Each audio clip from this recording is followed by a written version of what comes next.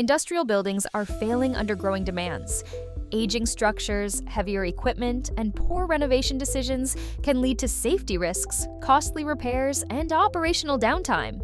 Studies estimate that a significant percentage of industrial infrastructure requires repair or strengthening due to structural deterioration and aging components.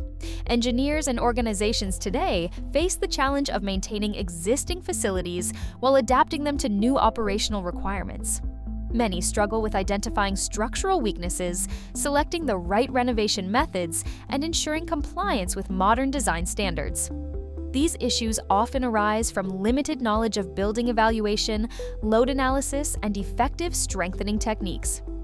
The Industrial Building Design and Renovation Training course provides a practical solution. It equips professionals with the skills to design steel and concrete industrial buildings, assess structural conditions, apply load calculations, and implement proven renovation strategies. Using real-world case studies and practical examples, participants learn how to strengthen foundations, improve structural performance, and extend the life of industrial facilities. If you want to make smarter design and renovation decisions that improve safety, reliability, and long-term value, enroll in this course today and take your expertise to the next level.